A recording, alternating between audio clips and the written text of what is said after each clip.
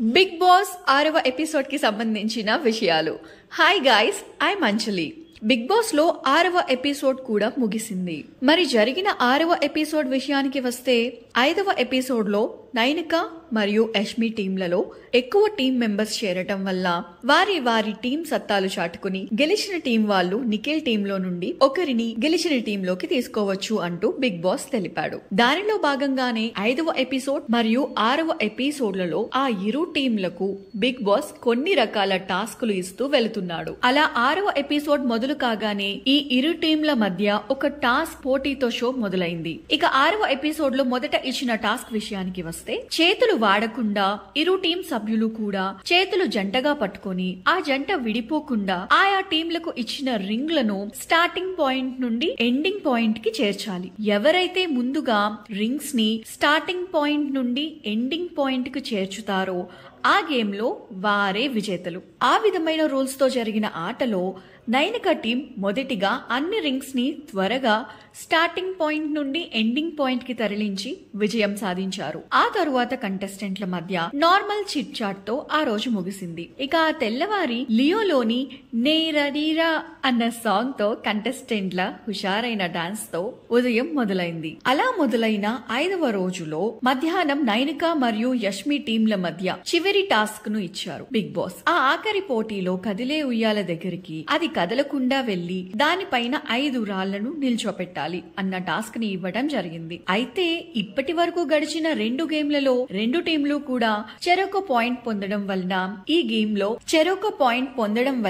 ఈ గేమ్ లో ఏ టీం అయితే విజయం సాధిస్తుందో ఆ టీం నిఖిల్ టీం నుండి ఒక ఇంటి సభ్యుణ్ణి వారి టీంలోకి తీసుకోవచ్చు. కాబట్టి ఆట అనేది మరింత ఇంట్రెస్టింగ్ గా సాగింది. ఆట మధ్యలో ఒకరి టీం గేమ్ మరొక టీం సభ్యులు చెడగొట్టే ప్రయత్నం కూడా చేశారు. కానీ అలాంటి గేమ్ ఫౌల్ అవుతుంది, సరిగా ఆడండి అని సంచాలకుడు అయిన నిఖిల్ చెప్పడంతో ఇరు టీంలు సరైన ఆటని మొదలు పెట్టారు. ఇక దానిలో చివరిగా యష్మి టీం విజయం సాధించి విజేతలుగా నిలిచారు. అలా విజేతలుగా నిలిచిన యష్మి టీం వారి టీంలోకి నిఖిల్ టీం నుండి సోనియాని తీసుకున్నారు. దానితో 6గురు కూడిన పెద్ద టీం గా యష్మి టీం మారడంతో పాటు లగ్జరీ రూమ్ అయిన డ్రాగన్ ఫ్లై రూమ్ ను కూడా పొందారు. ఆ తరువాత ప్రతి టీం కూడా వారి టీం కి ఒక జెండాని రూపొందించుకుని నచ్చిన పేరు పెట్టుకోమని బిగ్ బాస్ 3 టీంలకు తెలియజేశాడు. ఆ అవకాశాన్ని సద్వినియోగం చేసుకున్న 3 టీంలు కూడా వారి జెండాలను రూపొందించుకుని పేర్లు పెట్టుకున్నారు. అందులో మొదటిగా యష్మి టీం అఖండ అన్న పేరుతో బుల్ సింబల్ ఫ్లాగ్ ని సిద్ధం చేసుకున్నారు. ఆ తరువాత నైనిక టీం అంతులేని వీరులు అన్న పేరుతో వారి ఫ్లాగ్ ని రెడీ చేసుకున్నారు. చివరిగా అతి చిన్న టీం అయిన నిఖిల్ టీం కెరటం అన్న పేరుతో అలల గుర్తుతో వాళ్ళ ఫ్లాగ్ ని ఏర్పరచుకున్నారు. ఇక యష్మి టీం శక్తివంతమైన టీం గా నిలవడంతో వారు పనులు ఏమీ చేయకుండా మిగిలిన 2 టీంలతోనే పనులన్నీ చేపించే స్పెషల్ అవకాశాన్ని పొందారు. ఆ అవకాశాన్ని వినియోగించుకున్న యష్మి నిఖిల్ టీం కి కేవలం వంటల డ్యూటీ మాత్రమే అప్పగించి మిగిలిన అన్ని పనులని నైనిక టీం చేసేలా ఎంచుకుంది. ఆ తర్వాత యష్మి టీం గెలిచిన సంబరాలు జరుపుకుంది. అయితే గెలిచిన పవర్స్ ని ఉపయోగించుకుని అభయ్ నవీన్ తనకు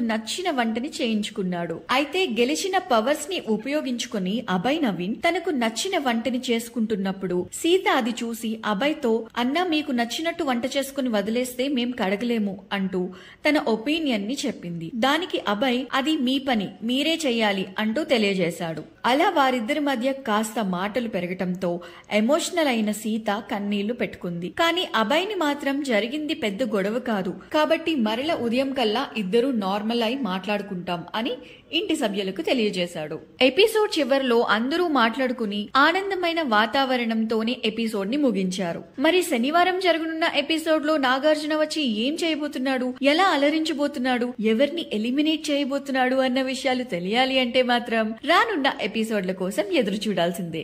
మరి ఇవాళ జరిగిన ఆటలలో ది బెస్ట్ అని మీకు ఎవరు అనిపించారు? మీ ఫేవరెట్ కంటెస్టెంట్ ఎవరు అనేది కింద ఉన్న కామెంట్ సెక్షన్ లో తెలియజేయండి. అలాగే బిగ్ బాస్ కి సంబంధించిన మరిన్ని ఇలాంటి ఇంట్రెస్టింగ్ విషయాలు తెలుసుకోవడానికి మా ఛానల్ ని సబ్స్క్రైబ్ చేసుకోవడం మాత్రం మర్చిపోకండి. Thanks for watching.